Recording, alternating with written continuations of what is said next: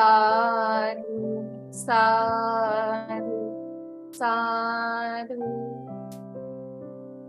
सर्वप्रथम करुणा के सागर भगवान तथागत गौतम बुद्ध, उनके सुआख्यात और तात्कालिक फल देने वाले धर्म और सुप्रतिष्ठित न्याय प्रिय मार्ग पर आरूढ़ श्रावक संघ को मैं वंदन करती हूँ।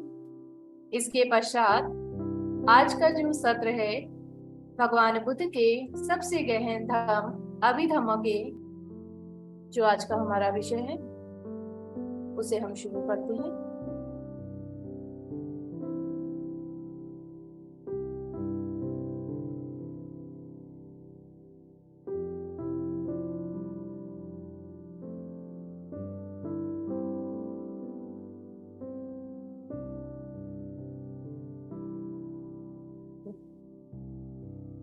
तो आज का जो हमारा विषय है अभिधम्म के क्या क्या लाभ हैं।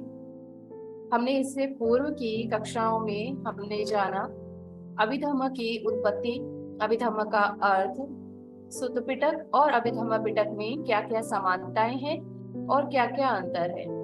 इसके पश्चात हमने अभिधम्म में 4 प्रकार के परमर्थ सत्य और 2 प्रकार के सत्यों के विषय में जाना। 4 प्रकार के परमर्थ सत्य में चेतन, चेतसिक, रूप और निर्वाण, इनके विषय में हमने जाना। तो अभी हम लोग आज अभिधम्म के क्या क्या बेनिफिट्स है, क्या क्या लाभ है और साथ ही साथ 12 अकुशल चित्त के बारे में जानेंगे। 12 अकुशल चित्त सिर्फ एक ही क्लास में खत्म होने वाला नहीं है, क्योंकि हम जानते हैं कि हमने इतने सालों से अपने चित्त में इतना सारा लोभ, इतना सारा द्वेष, इतना सारा मोह इकट्ठा किया है और उसको समझना, बहुत ही सूक्ष्मता से समझना इतना सरल नहीं है। इसीलिए हम लोग धीरे धीरे 12 अकुशल चित्त को जानेंगे, जिससे आज आप पहली कक्षा में जानेंगे।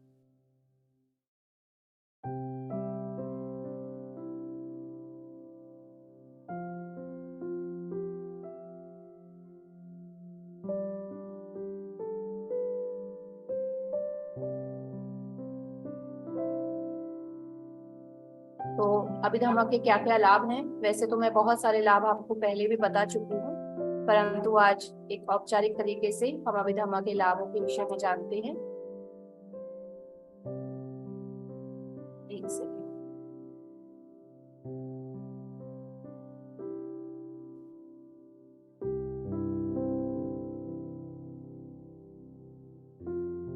तो अभिधम्म क्या करता है? अभिधम्म को सीखने से, क्योंकि हम सभी यहाँ पर लगातार हर शनिवार को शाम 8 बजे अभिधम्म को सीखने के लिए इकट्ठे हो रहे हैं। तो अभिधम्म को सीखने से क्या लाभ मिलेगा उसको भी जानना जरूरी है, क्योंकि जब तक आपको लाभों के विषय में नहीं पता होगा तो अभिधम्म की महत्व, अभिधम्म का उपयोगिता आपको नहीं पता चल पाएगी। इसीलिए अभिधम्म के क्या लाभ है, हम दैनिक जीवन में, दिन प्रतिदिन में अभिधम्म का उपयोग कैसे कर सकते हैं, इसे भी जानने से आपको अभिधम्म का जो महत्व है वो पता चलेगा।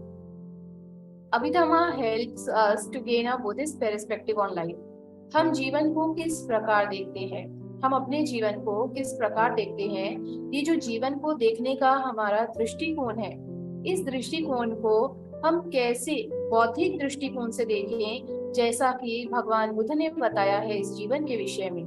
तो जब हम अपने जीवन को एक बौद्धिक दृष्टिकोण से देखने का प्रयास करते हैं, तो अपने जीवन के लिए, बौद्धिक दृष्टिकोण के लिए अभिधम्म हमें बहुत मदद करता है।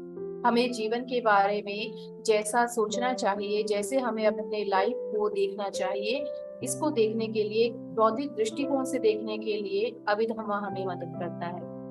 Changing our perspective causes a shift in our perception of the world।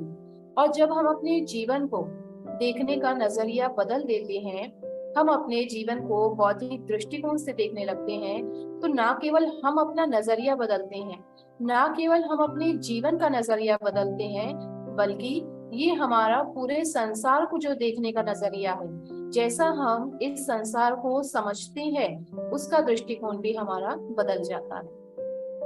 As we gain Buddhist perspective, nature of mind and characteristics of reality will be obvious to us at a deeper level of belief and confidence.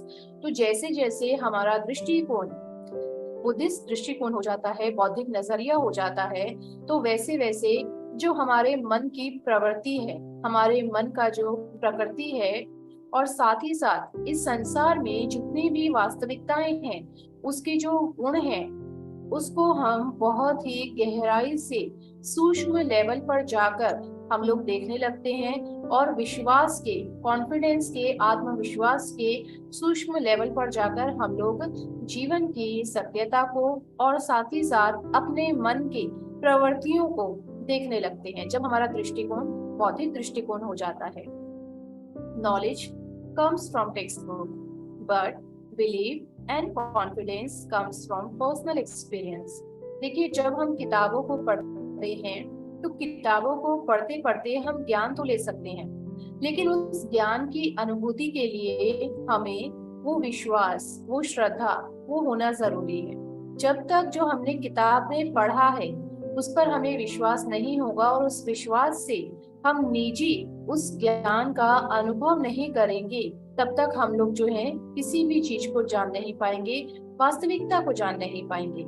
तो इसीलिए हम किताबें पढ़ सकते हैं, किताबों से हम ज्ञान ले सकते हैं, लेकिन अनुभूति के लिए, वास्तविक अनुभूति के लिए हमें ये विश्वास जगाना होगा, ये आत्मविश्वास जगाना होगा, ये श्रद्धा जगानी होगी। और ये श्रद्धा कैसे जागती है? जब हमारा दृष्टिकोण, चीजों को देखने का दृष्टिकोण बौद्धिक दृष्टिकोण हो जाता है, और बौद्धिक दृष्टिकोण हमें अभिधम्मा से मिलता है। तो ये चेन बनी है कि अभिधम्मा जब आप पढ़ते हैं तो अभिधम्मा से आपका जीवन को, साथ ही साथ इस संपूर्ण संसार को देखने का जो नजरिया है वो आपका बौद्धिक हो जाता है। और बौद्धिक नजरिए और दृष्टिकोण से जब आप संसार को और अपने जीवन को देखते हैं तो श्रद्धा उत्पन्न होती है, विश्वास उत्पन्न होता है। और ये श्रद्धा और विश्वास से जो हमने ज्ञान अर्जित किया है उस ज्ञान की हम अनुभूति कर सकते हैं। Abhidhamma is an essential tool to recognize our present states.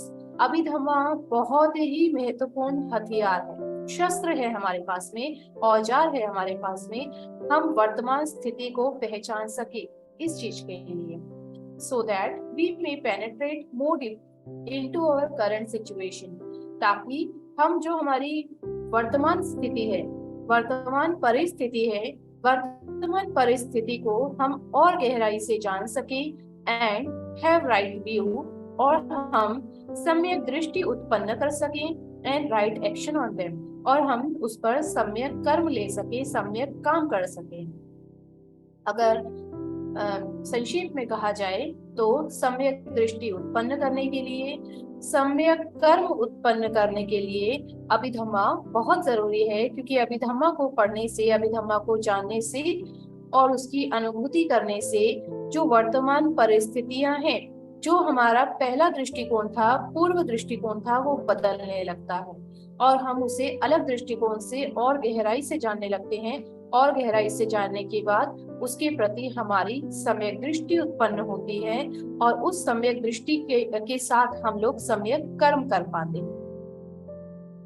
As an analogy, untrained ear hears only a melody, while a trained ear recognizes notes, structure and chord progression in the music. देखिए, एक बहुत अच्छा उदाहरण यहाँ पर आपको दिया है कि जब हम कोई गीत सुनते हैं, हम लोगों को गाना सुनना पसंद है, केवल इसलिए हम गाना सुनते हैं।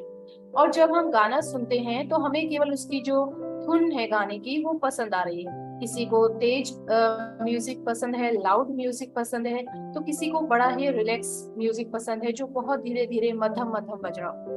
तो अगर, क्योंकि हम लोग म्यूजिक के प्रति जागरूक नहीं है, हम उसे गहराई से जानते नहीं है, इसलिए हम केवल धुन ही सुन सकते हैं।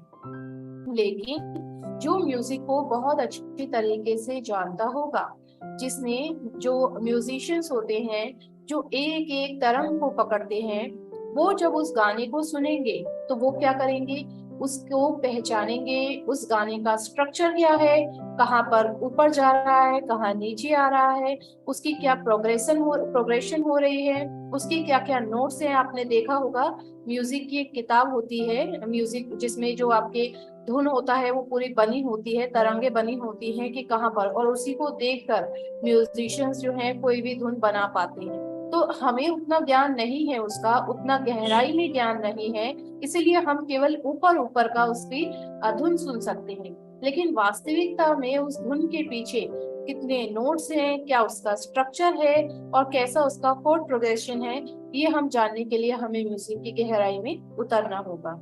अभिधम्मा ऐसा ही है।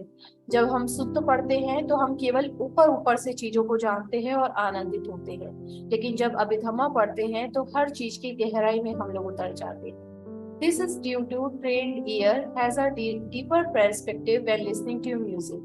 Trained ear requires study of music theory followed up by practice of listening to music. तो जो भी ट्रेंड म्यूजिशियन है, जो भी इन तरंगों को पहचान पा रहे हैं, जो भी धुन बज रही है उसकी तरंगों को पहचान पा रहे हैं, वो केवल उसको पढ़ करके नहीं पहचान पाते, वो उसको पढ़ते हैं, किताबों में देखते हैं हर गाने की क्या धुन है, उस धुन को बनाते हैं और इसके बाद अलग अलग म्यूजिक, अलग अलग धुन को सुन करके वो इस अनुभव को गेन करते हैं, इस अनुभव को प्राप्त करते हैं। तो केवल पढ़ने भर से भी उन्हें ज्ञान नहीं आएगा, नॉलेज आ सकती है, ज्ञान आ सकता है, लेकिन उसकी अनुभूति के लिए उन्हें अलग अलग गाने सुनने होंगे। Studying Abhidhamma is the first step in getting a trained mind. जैसा कि उसके कानों को, म्यूजिशियन के कानों को प्रशिक्षित होने के लिए, ट्रेंड होने के लिए, स्किल्ड होने के लिए बार बार म्यूजिक की धुन को, तरंगों को पढ़ना होगा, बार बार म्यूजिक को सुनना होगा और उसका अनुभव करना होगा।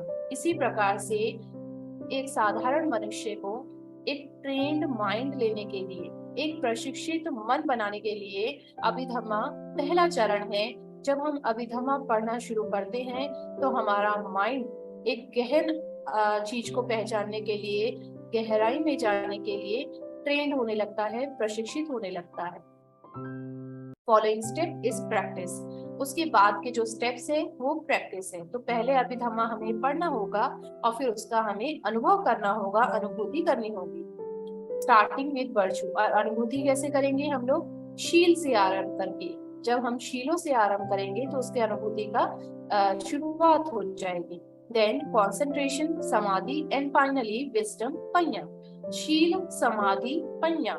तो अभिधम्मा पढ़ना जब हम शुरू करेंगे, पहले हम पढ़ेंगे, उसको हम लोग ज्ञान लेंगे। ज्ञान लेने के बाद जब हमें निजी अनुभव करना है तो हमें शील से शुरू करना होगा। शील, समाधि, पඤ्ञा। शीलों को हम लोग अभिधम्मा के साथ पढ़ते पढ़ते भी शीलों को हमें परिपक्व करने का प्रयास करना है। With trained mind, we will see things as they truly are. This is mindfulness, सति। और जब हमारा मन प्रशिक्षित हो जाएगा तो हम चीजों को उनके वास्तविक रूप में देखने लगेंगे। इसका उदाहरण मैंने बहुत बार आप लोगों को दिया है कि हम मनुष्यों को छोटा, बड़ा, मोटा, पतला, गोरा, काला इस रूप में देखते हैं, स्त्री, पुरुष इस रूप में देखते हैं, परंतु हम जो उसका पंच स्कंध है, जो उसका वास्तविक रूप है, उस रूप में नहीं देखते। लेकिन जब हम अभिधम्मा का ज्ञान लेते हैं, शील, समाधि, पඤ्ञा का अनुभव करते हैं, अनुभूति करते हैं, तो हम चीजों को उनके वास्तविक रूप में देखने लगते हैं, क्योंकि वहां पर हमारा मन पूरी तरीके से प्रशिक्षित हो जाता है। दिस इज कॉल्ड माइंडफुलनेस और सति। और यहाँ पर हम हर चीज के प्रति माइंडफुल हो जाते हैं, हमारी जो सति है, जो हमारी स्मृति है, वो जागती है। According to Abhidhamma, mind experiences millions of thoughts in each second. Abhidhamma के अनुसार हमारा मन एक सेकंड में न जाने कितने अरबों खरबों, न जाने कितने लाखों विचार उत्पन्न करता है। We can only be aware of a small portion of these thoughts. लेकिन हमें एक सेकंड में लाखों विचार उत्पन्न हो रहे हैं, परंतु हम केवल एक छोटे से हिस्से का, जो हमारे विचार आ रहे हैं, उन विचार के एक छोटे से हिस्से के प्रति हम लोग जागरूक होते हैं। हम लोग केवल उसमें से 2, 3 या 4 या 10, 12 विचारों को ही पकड़ पाते हैं एक सेकंड में आने वाले। लेकिन वास्तव में एक सेकंड में लाखों विचार हमारे मन में आते हैं जिनके प्रति हम जागरूक ही नहीं हैं। A fully trained mind can be mindful of all thoughts. लेकिन जो एक पूरी तरीके से प्रशिक्षित मन होता है वो इन सभी विचारों के प्रति बराबर जागरूक रहता है। Most people structure their thoughts around concept of self. I am happy. It happened to me. Abhidhamma has a meditation perspective.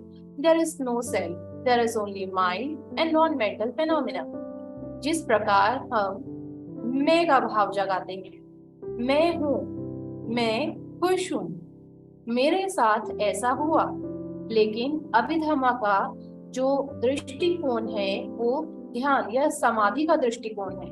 और जब हम समाधि में बैठते हैं तो हम जानते हैं कि ये मैं और मेरा कहीं है ही नहीं, क्योंकि ये शरीर भी मेरा नहीं है। ये शरीर मुझे किसी भी क्षण छोड़कर जा सकता है। केवल ये जो चित्त है, ये जो मेरे अंदर घर किया हुआ है, केवल ये मेरा है और ये न जाने मुझे कितने कितने भव में खींच कर लेकर जाएगा। तो वास्तव में जब हम अभिधम्मा का अध्ययन करते हैं, उसकी अनुभूति करते हैं, तो हम जानते हैं कि हम मिथ्या दृष्टि में थे, गलत अवधारणा में थे कि मेरा, मैं खुश हूँ, मेरा ये सब कुछ है। वास्तव में मैं और मेरा कहीं पर भी इसका अस्तित्व नहीं है। हम ये जानते हैं केवल हमारा मन है और जो मानसिक फिनोमिना है, जो मानसिक हमारी अवधारणाएं हैं, वो है हमारी। Abhidhamma is not for everybody. It depends on one's ambition for extensive insights. यहाँ पर एक बहुत अच्छी बात है कि अभिधम्मा सभी के लिए नहीं है, केवल उन व्यक्तियों के लिए है जो वास्तव में जीवन के अंदर तक, जीवन की सूक्ष्मता तक, इस मन की सूक्ष्मता तक जाना चाहते हैं। केवल उनके लिए जो वास्तव में जानना चाहते हैं ये जीवन, ये शरीर, ये चित्त, ये चेतसिक किस प्रकार से कार्य करते हैं और वास्तव में जो गहन धम्म तक उतरना चाहते हैं, इस काया की गहराई तक उतरना चाहते हैं। Studying Abhidhamma helps one to understand suttas in depth. Abhidhamma provides theory and principles which support suttas. तो जब हम अभिधम्मा पढ़ते हैं, अभिधम्मा हमें मदद करता है कि हम सुत्त पिटक में आए सूत्रों को अच्छे से समझ पाएं, गहराई से समझ पाएं, और अभिधम्मा हमें थ्योरी और कुछ सिद्धांत उपलब्ध करवाता है जो कि सूत्रों को सहयोग करते हैं। हम सुत्त पिटक पढ़ते हैं। सुत्त पिटक में बहुत बार ऐसे सुत्त आते हैं जिनमें से कुछ का अर्थ हमें समझ नहीं आता है, हम समझ नहीं पाते हैं या गहराई से उसको समझ नहीं पाते हैं, केवल ऊपर ऊपर से पढ़ लेते हैं। जैसे कि 5 स्कंध सुत्त पिटक में बहुत बार आए। भगवान ने सुत्त पिटक में 5 स्कंधों को बहुत बार वर्णन किया है, परंतु हम उसकी गहराई कभी जान नहीं पाए कि सुत्त पिटक में जो 5 स्कंध हैं, जो नाम रूप है या रूप नाम है, वो वास्तव में चित्त चेतसिक से मिलकर बना है।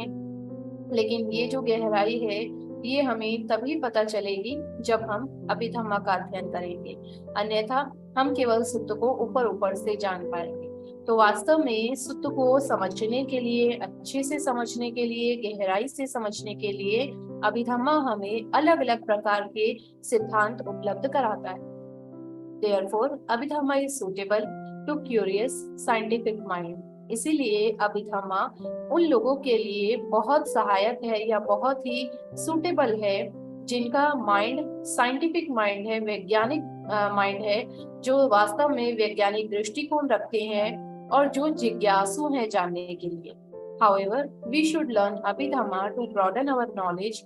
इसीलिए हमें अभिधम्मा जो है वो अपने ज्ञान को बढ़ाने के लिए, अपने ज्ञान को एक व्यापक रूप देने के लिए and acquire different perspective of Buddha's teaching, और भगवान बुद्ध की शिक्षाओं पर अलग अलग दृष्टिकोण रखने के लिए या बुद्धिजीवी दृष्टिकोण रखने के लिए हमें अभिधम्मा जरूर सीखना चाहिए, जरूर जानना चाहिए। Knowledge of Abhidhamma helps people who practice meditation to understand their thoughtful experiences, especially for practitioners of Vipassana meditation. जो भी व्यक्ति ध्यान करता है, मेडिटेशन करता है, उसके लिए अभिधम्मा बहुत जरूरी है। और जो विपस्सना मेडिटेशन करते हैं उनके अभ्यासकों के लिए तो अभिधम्मा बहुत जरूरी है। भगवान ने अपने एक सूत्र में भी कहा है कि अरण्य में जाकर ध्यान करने वाले अर्थात विपस्सना करने वाले लोगों के लिए अभिधम्मा और अभिविनय को जानना बहुत जरूरी है। अभिधम्मा हम जान रहे हैं, धम्म जो कि सबसे सर्वोत्तम धम्म है, उस धम्म को जानना, अभिधम्म को जानना और अभिविनय को जानना। विनय नॉर्मल जो हम शीलों का पालन करते हैं उसे विनय कहा जाता है, परंतु विनय में भी अभिविनय है जो कि सर्वोत्तम विनय है, तो उसे भी जानना। तो भगवान ने स्वयं कहा है जो विपस्सना का अभ्यास करते हैं उनके लिए अभिधम्मा और अभिविनय इन दोनों का अभ्यास करना जरूरी है। More importantly, Abhidhamma is useful and applicable for our daily lives। और सबसे महत्वपूर्ण बात ये है कि अभिधम्मा को हम अपने दिन प्रतिदिन के जीवन में भी हम लोग उसको उपयोग कर सकते हैं, उसका प्रयोग कर सकते हैं। It can help us to see our own state of mind। हम अपने ही मन की विभिन्न प्रवृत्तियों को जानने में मदद कर सकते हैं यदि हम अभिधम्मा का अध्ययन करते हैं। And recognize whether they are wholesome or unwholesome। और हम ये भी जागरूक रह सकते हैं, इसके प्रति भी जागरूक रह सकते हैं और पहचान सकते हैं कि हमारा जो मन है वो जितने भी प्रवृत्तियों को उत्पन्न कर रहा है, जितने भी विचारों को उत्पन्न कर रहा है, वो विचार कुशल है या फिर अकुशल है। In this way, we can be better Buddhist and people too। और यदि हम जागरूक रहेंगे अपने कुशल या अकुशल विचारों के प्रति, तो निश्चित रूप से हम लोग एक अच्छे बुद्धिजीवी पर्सन और साथ ही साथ एक अच्छे नागरिक बन पाएंगे। Then let's start learning Abhidhamma. तो चलिए अभिधम्मा को पढ़ना शुरू करते हैं। मैं आशा करती हूँ कि अभिधम्मा के इतने सारे लाभ जानने के बाद में निश्चित रूप से आप सभी के मन में अभिधम्मा को जानने के लिए एक जिज्ञासा पैदा हुई होगी। अपने जीवन का जो दृष्टिकोण है हमारा, उस दृष्टिकोण को एक बुद्धिजीवी दृष्टिकोण बनाने के लिए आपके मन में जिज्ञासा उत्पन्न हुई होगी। उसी जिज्ञासा को शांत करने के लिए हम आगे अभिधम्मा में आगे बढ़ते हैं। तो सबसे पहले आपको दिखाई दे रहा होगा अभिधम्मा।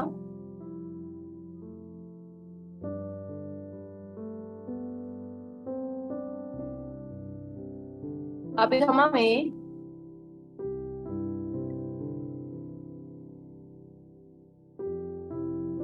एक है परमत्थ धम्मा, एक है पञ्यति धम्मा। परमत्थ धम्मा के विषय में हमने पढ़ा था चित्त 121 प्रकार के, चेतसिक 52 प्रकार के, रूप 28 प्रकार के और निर्वाण। और पञ्यति धम्मा, अथा पञ्यति व सथा पञ्यति। अभिधम्मा में हम लोग जितना भी अध्ययन करते हैं उसको दो भागों में बांटा गया है, परमत्थ धम्मा और पञ्यति धम्मा। परमत्थ धम्मा के विषय में हमने पिछली क्लासेस में भी जाना है।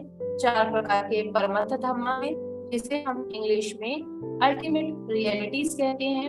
4 प्रकार के अल्टीमेट रियलिटीज में सबसे पहला है चित्त, चेतसिक, रूप और निर्वाण, ये 4 हैं। दूसरा अभिधम्मा में पञ्यति धम्मा भी है। पञ्यति का अर्थ होता है हमारा अवधारणाएं, जिसे हमने सम्मुति सत्य में पढ़ा था। तो सम्मुति सत्य को ही पञ्यति कहा जाता है। पञ्यति हमारे कॉन्सेप्ट्स होते हैं। हमने एक किसी भी रूप को हमने एक पर्टिकुलर नाम, तो हमारा अथा पञ्यति और सथा पञ्यति। पञ्यति हमारा कॉन्सेप्ट है जो हमारे विभिन्न प्रकार के अवधारणाएं होती हैं। जैसे कि हमने जितना भी हमें भौतिक रूप दिखाई दे रहा है, बाहरी रूप दिखाई दे रहा है, इसको हमने किसी न किसी अर्थ से, जैसे कि हम कहें पहाड़ है, जैसा कि हम कहें घर है, तो ये वास्तव में पहाड़ नहीं है। पहाड़ में कितने सारे मिट्टी है, कितने सारे तत्व उसमें विद्यमान है, लेकिन हमने उसके बाहरी रूप को पहाड़ कह दिया। तो ये हमारी पञ्यति है, हमारा कॉन्सेप्ट है। परंतु वास्तव में जब हम उसे परमत्थ धम्म के रूप में देखते हैं कि उसकी वास्तविकता, सूक्ष्मता या गहराई उसकी क्या है, तो वो हम परमत्थ धम्मा में देखते हैं। तो पंयति धम्मा हमारा दो है, अर्थ पंयति और सदा पंयति। अर्थ हम जिसमें अर्थ हम देखते हैं, मीनिंग के रूप में देखते हैं, हमने किसी भी बाहरी रूप को एक पर्टिकुलर नाम दे दिया है, और सदा पंयति में हम लोग उसे उसी नाम से हम सत्य मानने लगे हैं। जैसे कि कोई व्यक्ति को हम कहें ये पुरुष है, तो पुरुष हमने जो नाम दिया है वो अथ पंयति है, लेकिन उसका जो रूप है, जो बॉडी उसकी है, जिस बॉडी के आधार पर हम उसे पुरुष कह रहे हैं, वो सद्दा पंयति है। तो ये दोनों पंयति हमारे बाहरी कॉन्सेप्ट ही हैं, परंतु वास्तव में हमारा अभिधम्मा में परमत्थ धम्मा जो है वो हमें इसकी गहराई तक लेकर जाता है। तो परमत्थ धम्मा में हम अभिधम्मा के बारे में जानते हैं। अभिधम्मा में परमत्थ धम्मा हमने पढ़ा और पंयति धम्मा। परमत्थ धम्मा में 4 प्रकार के और पंयति धम्मा में 2 प्रकार के। लेकिन चित्त, चेतसिक, रूप और निर्वाण, इनके कुछ लक्षण हैं। हम लोग जानते हैं कि सभी के कोई ना कोई लक्षण होते हैं। जैसे हम कहें बोधिसत्व के वो चक्रवर्ती सम्राट बनेंगे या बुद्ध बनेंगे, उसके कुछ लक्षण होते हैं। इसी प्रकार से प्रत्येक चित्त का 121 प्रकार के चित्त हैं और प्रत्येक चित्त के कुछ लक्षण हैं। लक्षण में भी 2 प्रकार के लक्षण आते हैं, एक आता है विशेष लक्षण और एक आते हैं सामान्य लक्षण। जैसा कि हमें नाम से ही ज्ञात हो रहा है, सामान्य लक्षण जो कि सभी चित्त में सामान्य होंगे, सभी चेतसिक में सामान्य होंगे, कॉमन होंगे, सभी रूप में सामान्य होंगे, सभी निर्वाण में सामान्य होंगे, परंतु उनके कुछ विशेष लक्षण होते हैं। जिस प्रकार से चित्त में अकुशल चित्त और कुशल चित्त 2 प्रकार के हैं। अकुशल चित्त के कुछ अपने विशेष लक्षण हैं, कुशल चित्त के कुछ अपने विशेष लक्षण हैं। कई बार हम लोग अगर नहीं पहचान पाते हैं कि हमारा चित्त अकुशल है या फिर कुशल है, तो इन विशेष लक्षणों के आधार पर हम पहचान सकते हैं कि वास्तव में जिस चित्त की उत्पत्ति हुई है वो चित्त अकुशल है या फिर कुशल है। विशेष लक्षण और सामान्य लक्षण जो हैं बहुत डिटेल में हैं। इसको हम लोग कवर करने का प्रयास जरूर करेंगे कि कौन कौन से विशेष लक्षण कौन कौन से चित्त के लिए हैं, चेतसिक के लिए हैं, रूप और निर्माण के लिए। लेकिन इसे डिटेल में पढ़ने के लिए अभी समय है। पर आप ये जानिए कि परमत्थ धम्म में जब हम लोग चित्त, चेतसिक, रूप और निर्माण का अध्ययन करते हैं, तो ये चित्त, चेतसिक, रूप और निर्माण, इनके अपने कुछ विशेष और कुछ सामान्य लक्षण हैं। इसके पश्चात हमारा अथ पंयति और सद्धा पंयति। अब हम लोग चित्त के वर्गीकरण पर आते हैं। आपके पास में पुस्तकें हैं, पुस्तकों में आप देख सकते हैं कि हमारे टोटल 121 प्रकार के चित्त हैं। कई जगहों पर आपको चित्त का जो वर्गीकरण मिलेगा उसमें कुल चित्तों की संख्या आपको 89 भी दी होती है, 89 भी दिया होता है। वो किस कारण दिया होता है वो भी मैं आपको यहाँ पर बताऊंगी। 89 या 121 एक ही हैं, समान ही हैं, केवल किसी आधार पर जो है उन्हें 89 और 121 रखा गया है। तो 121 प्रकार के चित्त में सर्वप्रथम आता है कामावचरा चित्त 54, जिसमें 3 भाग हैं। कामावचरा में 3 भाग हैं। अकुशल चित्त 12, अहेतु का चित्त 18, कामावचरा शोभना चित्त 24। मैं बहुत धीरे धीरे इन स्लाइड्स को आपके सामने दिखा रही हूँ ताकि आप इसे देखते देखते इसे कंठस्थ कर लें कि कौन से चित्त कितने प्रकार के हैं। 121 प्रकार के चित्तों में सबसे पहले चित्त है कामावचरा चित्त। कामावचरा चित्त को 3 भागों में बांटा गया है। अकुशल चित्त 12, अहेतुका चित्त 18 और कामावचरा शोभना चित्त 24। जैसा कि नाम से आपको पता चल रहा है, अकुशल चित्त, अकुशल यानी अकुशल है जिसका हमने अभी संज्ञायन किया। अहेतु का चित्त, अहेतु का अर्थ है जिसमें कोई हेतु नहीं है। हेतु का अर्थ है कोई कारण नहीं है, केवल विपाक है। विपाक अर्थात फल है। हमें कर्मों का फल मिलता है, जो हमें चित्त का फल मिलता है, यहाँ पर हमने लोभ द्वेष मोह पढ़ा अकुशल चित्त 12 में, इस लोभ द्वेष मोह का हमें कुछ फल मिलेगा। वो फल वाले जो चित्त है वो अहेतु का चित्त 18 है, जिसमें अकुशल का भी फल मिलेगा, कुशल का भी फल मिलेगा। तो अकुशल और कुशल दोनों का जो फल हमें प्राप्त होता है, उसका जो चित्त होता है, विपाक जो चित्त होता है, विपाक चित्त हमें अहेतु का चित्त 18 में देखने को मिलता है। इसके पश्चात कामावचरा शोभना चित्त 24, नाम से ही पता चल रहा है शोभना चित्त है। शोभन यानी कुशल चित्त है, अच्छा चित्त है, शोभनीय चित्त है। तो ये कुशल चित्त है, परंतु ये कामावचरा भूमि का कुशल चित्त है। जिस भूमि में हम लोग हैं, कुशल तो है परंतु कामावचरा का है, और ये 24 प्रकार का है। तो ये 3 भागों में हमारे कामावचरा चित्त को बांटा गया है। इसके पश्चात रूपावचरा चित्त 15, ये चित्त 121 में दूसरा डिवीजन है रूपावचरा चित्त 15। तीसरा है अरूपावचरा चित्त 12, और चौथा है, अच्छा पहले हम लोग जान लेते हैं कि रूपावचरा और अरूपावचरा।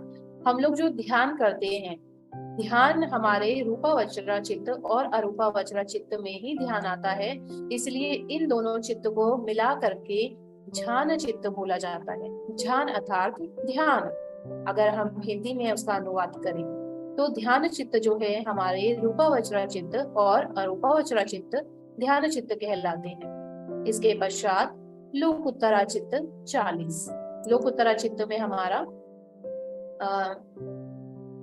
श्रोतापति मार्ग से लेकर अरहंत फल तक, श्रोतापति मार्ग, सकृदागामी मार्ग, अनागामी मार्ग और अरहंत मार्ग। श्रोतापति फल, सकृदागामी फल, अनागामी फल और अरहंत फल, ये हमारे जो 8 प्रकार का हुआ, ये हमारा लोकोत्तरा चित्त में आता है। वैसे लोकोत्तरा चित्त 40 है, परंतु जब हम इन्हें शॉर्ट में कर दें और केवल 8 प्रकार से कहें, श्रोतापति मार्ग से लेकर अरहंत फल तक, जब हम इन्हें केवल 8 में गिनते हैं या 8 ही हम इनकी काउंटिंग करते हैं, तो 8 के अनुसार हमारी कुल चित्त की संख्या 89 हो जाती है। परंतु यदि हम इन्हें 40 के रूप में गिनते हैं, जब हम इन्हें ध्यान के साथ में गिनते हैं, तो हमारे कुल चित्त की संख्या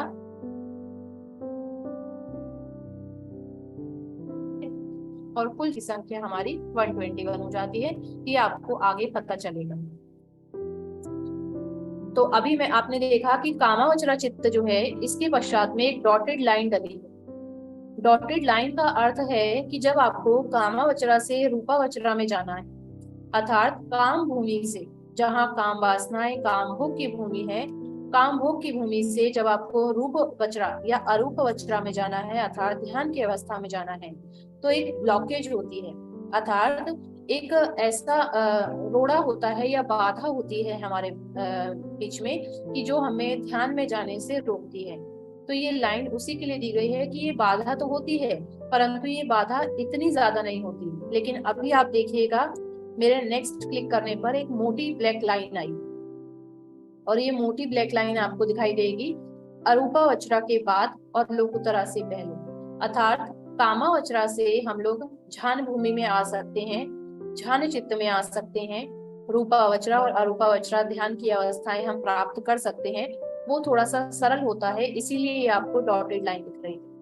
परंतु ध्यान की अवस्था प्राप्त करने के बाद जब हम लोग श्रोतापति मार्ग पर पहुंचना चाहते हैं, श्रोतापति मार्ग से अरहंत फल तक पहुंचना चाहते हैं, तब हमें बहुत कठिनाई आती है। इसलिए ये जो ब्लैक मोटी लाइन है, ये वही शो करती है कि वो थोड़ा सा कठिन हो सकता है। कठिन मतलब बहुत कठिन हो सकता है, इसीलिए ये लाइन आपको शो की है। इस चार्ट को आप अच्छे से समझ ले और अपने मन में इसको बैठा लें, ये काम आने वाला है आगे के क्लासेस में। चित्त 121 प्रकार के हैं, जिन्हें 4 भागों में बांटा गया है। कामावचरा चित्त 54, रूपावचरा चित्त 15, अरूपावचरा चित्त 12, लोकोत्तरा चित्त 40। कामावचरा चित्त 54 को 3 भागों में बांटा गया है। अकुशल चित्त 12, अहेतुका चित्त 18, कामावचरा शोभना चित्त 24। रूपावचरा और अरूपावचरा इनको भी बांटा गया है, पर अभी हमने दिखाया नहीं है, क्योंकि अभी हम अकुशल चित्त के बारे में पढ़ेंगे, परंतु रूपावचरा और अरूपावचरा ये दोनों चित्त को ध्यान चित्त कहा जाता है। और इसके पश्चात जब ध्यान की ये अवस्था प्राप्त हो जाती है तो व्यक्ति मनुष्य लोकोत्तर में प्रवेश करता है। लोकोत्तर अर्थात श्रोतापति मार्ग में प्रवेश करता है। श्रोतापति मार्ग से अरहंत फल तक यही प्राप्ति होती है, जो कि थोड़ा सा कठिन होता है। अब हम आगे चलते हैं। कामावचर चित्त 54, जिसमें अकुशल चित्त 12। अपने मन में दोहराइए कि अभी आपने क्या पढ़ा था। दूसरा भाग कौन सा है इसका? अहेतु का चित्त 18 और तीसरा कामावचरा शोभना चित्त 24। अब इसका और सब डिवीजन हमें करना है। अकुशल चित्त 12, इसे फिर 3 भागों में बांटा गया है। लोभ मूल्य चित्त 8, जिसका हमने संज्ञान किया अभी। द्वेष मूल्य चित्त 2, मोह मूल्य चित्त 2। अकुशल 3 ही है, लोभ, द्वेष, मोह। लोभ 8 प्रकार का है। लोभ चित्त 8 प्रकार के हैं। द्वेष चित्त 2 प्रकार के हैं। मोह चित्त 2 प्रकार के हैं। अब हम जानते हैं लोभ चित्त 8 के विषय में। अभी आपने पढ़ा होगा तो लोभ चित्त 8 में पहले 4 चित्त सोमनस सहगतम और बाद के 4 चित्त उपेक्षा सहगतम इस विषय में थे। सोमनस और उपेक्षा का क्या अर्थ है इसको भी हम जानेंगे। सोमनस सहगतम में 2 चित्त संपयुक्त है, दिठीगता संपयुक्त, और 2 चित्त दिठीगता विपयुक्त है। इसी प्रकार से उपेक्षा वाले में 2 चित्त दिठीगता संपयुक्त हैं और 2 चित्त दिठीगता विपयुक्त हैं। यदि हम इन्हें टोटल गिने तो दिठीगता संपयुक्त वाले 4 चित्त हैं, दिठीगता विपयुक्त वाले 4 चित्त हैं। वास्तव में इसका अर्थ है दिठीगता। दिठ्ठी का यहाँ अर्थ है मिथ्या दृष्टि। दिठीगता का अर्थ है मिथ्या दृष्टि, जो कि भगवान ने 85 प्रकार की बताई है, जिसमें 62 प्रकार की ब्रह्मजाल सूत्र में बताई है मिथ्या दृष्टि। तो मिथ्या दृष्टि संपयुक्त, संपयुक्त का अर्थ है जुड़ा होना, अटैच्ड होना। तो बहुत सारे हमारे मन में जो लोभ उत्पन्न होता है उनमें से बहुत सारा लोभ ऐसा होता है जिसमें मिथ्या दृष्टि जुड़ी होती है। परंतु जो नीचे पीले बॉक्स में आपको दिख रहा है दिठीगता विपयुक्त, अर्थात ऐसी मिथ्या दृष्टि जिसमें ऐसा लोभ चित्त जिसमें मिथ्या दृष्टि नहीं जुड़ी हुई है, अटैच्ड नहीं है। तो लोभ जो हमारा जागता है वो 2 प्रकार से जागता है। एक में हमारी मिथ्या दृष्टि जुड़ी होती है और एक में हमारी मिथ्या दृष्टि नहीं जुड़ी होती। जिसमें मिथ्या दृष्टि हमारी जुड़ी होती है ऐसे लोभ चित्त 4 हैं। जिसमें हमारी मिथ्या दृष्टि नहीं जुड़ी होती है ऐसे लोभ चित्त भी 4 हैं। जो हमारे मिथ्या दृष्टि जिसमें जुड़ी है ऐसा लोभ चित्त जिसमें मिथ्या दृष्टि जुड़ी है, ये हमारी अगली भूमि के लिए, अगले जीवन के लिए हमारी भूमि निश्चित करता है। हमारा कौन सी भूमि में जन्म होगा, कौन सी भूमि में भव उत्पन्न होगा, ऐसी 4 अपाया भूमि है।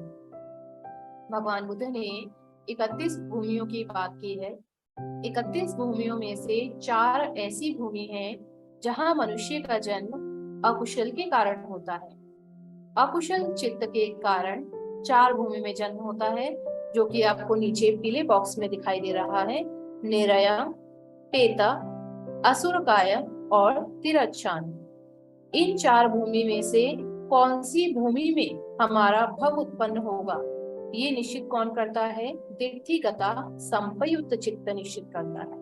यदि हमारा ऐसा लोभ जागा हुआ है जिसमें मिथ्या दृष्टि जुड़ी हुई है तो मिथ्या दृष्टि वाला लोभ चित्त हमारी भूमि निश्चित करेगा कि इन 4 अपाया भूमि में से कौन सी भूमि में हमारा जन्म होगा। परंतु जो हमारा लोभ चित्त ऐसा है जिसमें मिथ्या दृष्टि नहीं जुड़ी हुई है तो ऐसा लोभ चित्त हमारा रूप निर्माण करता है। ये तो निश्चित हो गया कि हम कौन सी भूमि में उत्पन्न होने वाले हैं, परंतु उस भूमि में हमारा रूप कैसा होगा ये निश्चित कौन करता है? हमारा दिट्ठिगता विप्रयुक्त चित्त, अर्थात ऐसा लोभ चित्त जिसमें मिथ्या दृष्टि नहीं जुड़ी है। तो ये हमारा निर्या में, पेता में, असुरकाया या तिरच्छान, इन चारों भूमि में से जिसमें भी हमारा जन्म होना है, इसमें हमारा जन्म होते समय रूप कैसा होगा, ये रूप निश्चित करता है हमारा दिट्ठिगता विप्रयुक्त चित्त 4। मैं फिर से एक बार दोहरा रही हूँ, आप इसे बेहतर समझ लें। लोभ मूल चित्त 8 प्रकार के हैं, जिसमें से 4 में मिथ्या दृष्टि जुड़ी होती है, 4 में मिथ्या दृष्टि नहीं जुड़ी होती। जो हमारी 4 में मिथ्या दृष्टि जुड़ी होती है, ये हमारी भूमि निश्चित करता है कि हमारी कौन सी भूमि में जन्म होगा। और जिसमें हमारी मिथ्या दृष्टि नहीं जुड़ी होती, ये हमारा रूप निश्चित करता है कि हमारा अगले भूमि में, जिस भी भूमि में जन्म होना है, वो भूमि में हमारा रूप कैसा होगा। और अकुशल है, क्योंकि लोभ जो चित्त है वो अकुशल है, और अकुशल के कारण केवल इन 4 भूमि में से ही किसी में जन्म होगा, इसके अलावा किसी और भूमि में जन्म नहीं हो सकता। इसके पश्चात द्वेष मूल चित्त 2। अभी हमने संगायन किया द्वेष मूल चित्त 2, जिसमें सबसे पहला है पटिघा संपयुक्त और दूसरा है पटिघा विप्रयुक्त। पटिघा का अर्थ है बहुत ही द्वेष, पटिघा का अर्थ है एकदम क्रोध, एकदम घृणा से भरा हुआ, द्वेष से भरा हुआ। तो जिसमें वो क्रोध, जिसमें वो घृणा वो जुड़ी हुई है, ऐसा चित्त, और एक में जिसमें वो घृणा नहीं जुड़ी हुई है, वो चित्त। दोनों में द्वेष तो है, लेकिन एक में वो जुड़ा है और एक में नहीं जुड़ा है। जिसमें जुड़ा है उसे संपयुक्त, जिसमें नहीं जुड़ा है वो विप्रयुक्त। तो यहाँ पर भी वही है कि जिसमें जुड़ा है वो हमारी भूमि निश्चित करेगा, जिसमें नहीं जुड़ा है वो हमारा उस भूमि में कैसा रूप हमें मिलेगा वो रूप निश्चित करेगा। लेकिन जिसके अंदर द्वेष बहुत ज्यादा होता है, जिस व्यक्ति के अंदर बहुत ज्यादा द्वेष होता है, उन्हें जो हमने पीछे 4 अपाया भूमि पढ़ी थी, उन 4 में से केवल और केवल निर्या भूमि में, अर्थात नर्क सत्व के रूप में ही जन्म मिलेगा। तो वहां रूप कैसा होगा ये पटिघा विप्रयुक्त हमारा निश्चित करता है। इसके पश्चात हमने अभी संगायन किया मोह मूल चित्त 2, अर्थात विचिकिच्छा चित्त और दूसरा उद्धच्च चित्त। विचिकिच्छा का अर्थ है शंकाएं।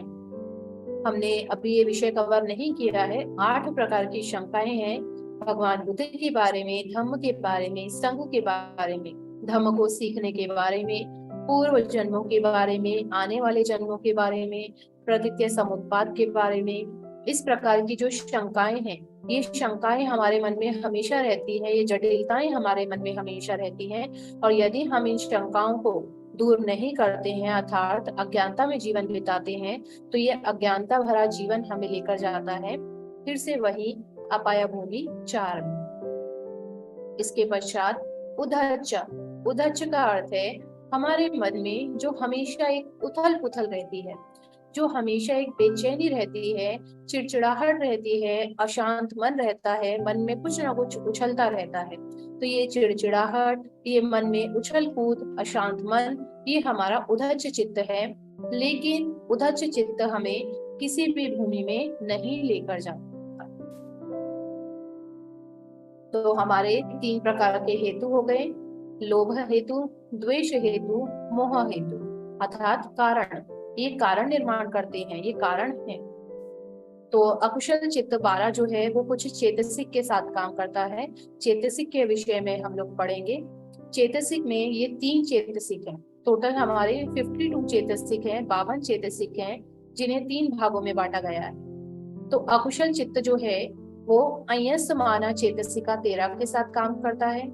अकुशल चेतसिक अकुशल चेतसिका के साथ काम करता है, परंतु अकुशल चित्त शोभना चेतसिका के साथ काम नहीं करता, क्योंकि हमें नाम से ही पता चल रहा है शोभना चेतसिका अर्थात अच्छा चेतसिक, शोभन चेतसिक, और शोभन चेतसिक अकुशल के साथ कभी भी काम नहीं करेगा।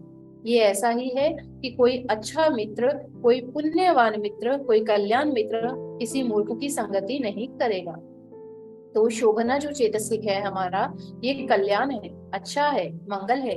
और अकुशल चित्त हमारा मूर्ख है, बुरा है। तो शोभन चेतसिक कभी भी अकुशल चित्त के साथ कार्य नहीं करेगा। अकुशल चित्त के साथ केवल ये दोनों ही कार्य करते हैं, अयसमान चेतसिक 13 और अकुशल चेतसिक 14। इसके विषय में बहुत डिटेल में हम लोग आगे पढ़ेंगे। इसके पश्चात अकुशल चित्त में हमारे 3 प्रकार के आए, लोभ मूल चित्त 8, दोष मूल चित्त 2, मोह मूल चित्त 2। और ये तीनों ही हमें लेकर जाते हैं अपाय भूमि 4 में।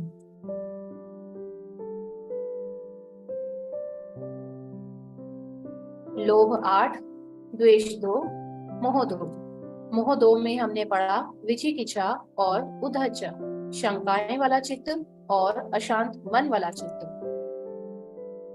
लोभ मूल चित्त 8, द्वेष मूल चित्त 2 और मोह मूल चित्त में जो विचिकिच्छा वाला चित्त है, ये तीनों मिलाकर हमारे कर्म का निर्माण करते हैं। और यही कर्म जो है हमें फिर से पुनर्भव की ओर लेकर जाते हैं। ये विपाक देते हैं, विपाक अर्थात फल देते हैं।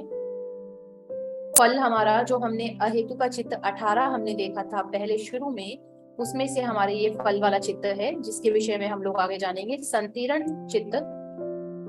लेकिन जो हमारा उद्धच चित्त है, आप जो ऑरेंज बॉक्स में देख रहे हैं, लोभ, द्वेष और मोह, ये लोभ पूरे 8, द्वेष 2 और मोह में केवल विचिकिच्छा वाला चित्त, ये तीनों के तीनों हमारे कर्मों का निर्माण करते हैं। और इन्हीं कर्मों का हमें विपाक मिलता है, जिसकी वजह से मनुष्य का पुनर्भव उत्पन्न होता है। और विपाक चित्त हमारा संतीर्ण अकुशल विपाक चित्त होता है और संतीर्ण अहेतु का कुशल विपाक चित्त होता है, जिसकी वजह से हमें अपाया भूमि में या मनुष्य या देव भूमि में जन्म मिलता है। परंतु मोह का जो दूसरा चित्त है अर्थात उद्धच चित्त है, जिसकी वजह से हमारा मन चिड़चिड़ा, हमारा मन अशांत रहता है, तो ये हमारा कर्म का निर्माण नहीं करता, परंतु ये हमेशा हमें बेचैन जरूर रखता है। इसका हमें विपाक तो नहीं मिलेगा, ये हमें किसी भूमि में जन्म नहीं दे सकता, ये इतना पावरफुल चित्त नहीं है कि ये हमें किसी भूमि में हमारा भाव उत्पन्न करे, परंतु ये हमें अशांत जरूर रखेगा, हमारी हानि जरूर करेगा। इसके विषय में हम लोग जो है लोभ के, द्वेष की और मोह, ये तीनों मिलकर अकुशल संग्रह का निर्माण करते हैं। अकुशल संग्रह 9 प्रकार के हैं और ये तीनों जो मिलकर हमें रोकते हैं कि हम ध्यान में एंटर ना कर पाए, हम ध्यान चित्त में प्रवेश ना कर पाए। और ध्यान चित्त में प्रवेश करने के लिए ये हमेशा हमें बाधा उत्पन्न करते हैं। तो ये जो बाधा उत्पन्न करते हैं, इस बाधा को अकुशल संग्रह 9 कहा जाता है। अकुशल संग्रह 9 मिलकर के हमें ध्यान की स्थिति में प्रवेश करने के लिए बाधा उत्पन्न करते हैं। तो ये 9 प्रकार के अकुशल संग्रह हैं। शायद आपने कभी इनके बारे में पढ़ा हो। आश्रवचार, ओघाचार, योगाचार, गंधाचार, उपादान 4, निवर्णा 6, अनुशया 7, संयोजना 10 और किलेसा 10। आज के इस सेशन का यहीं पर हम लोग समापन करते हैं।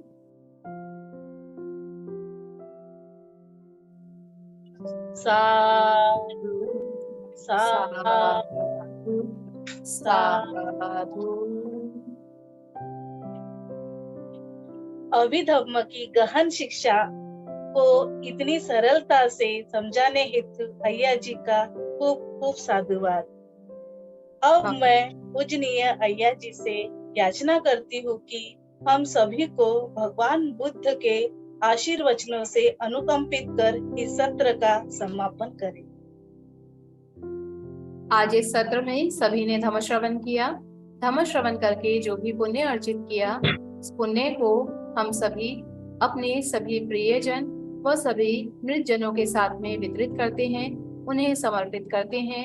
भगवान बुद्ध के धम्म के अनुसार जिनकी 31 भूमियों में सत्व हैं, प्राणी हैं, उन सभी सत्वों को इस पुण्य से लाभ हो और भगवान बुद्ध की गहन शिक्षा अभिधम्म को जानकर चित्त के सूक्ष्म रूप को जानकर हम निरंतर जागरूक रहकर अपने महाकुशल को बढ़ाते रहें और महाकुशल के पश्चात हम लोग ध्यान की अवस्था में जाएं और ध्यान की अवस्था के पश्चात हम लोग शीघ्र ही अरहंत फल की प्राप्ति करें, ऐसी मंगल कामना करती हूँ। सभी एकाग्र मन से, शांत मन से इस मंगल मैत्री को जरूर ग्रहण करें। सोमनस सहगतं ज्ञान संपयुक्तं असंखारिकं कामावचरं महाकुशलचित्तं। सोमनस सहगतं ज्ञान संपयुक्तं ससंखारिकं कामावचरं महाकुशलचित्तं। उपेक्षा सहगतं ज्ञान संपयुक्तं असंखारिकं कामावचरं महाकुशलचित्तं। उपेक्षा सहगतं ज्ञान संपयुक्तं ससंखारिकं कामावचरं महाकुशलचित्तं।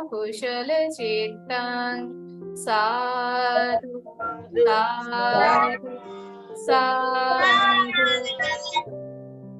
अंत में मैं इस कार्यक्रम को आयोजित करने हेतु सबसे ज्यादा जो महत्वपूर्ण भूमिका निभाई, जैसा कि आप देख रहे हैं कि पंकज मेश्राम जी यहाँ जुड़े हैं, जिनका आना Ambedkarite association of north America, ये ग्रुप है जिसमें वे निरंतर हर संडे को उनका धम्मदेशना होती है और हर संडे को कोई ना कोई भिक्षु अथवा भिक्षुनी के द्वारा सुंदर शब्दों में, सरल शब्दों में धम्मदेशना बताई जाती है।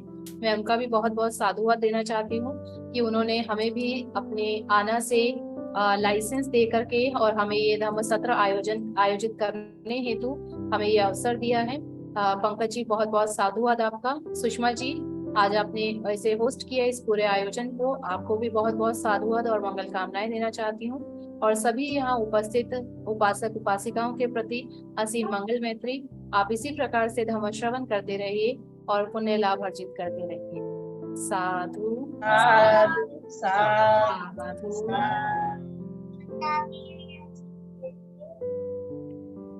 साधुवाद भैया। साधु।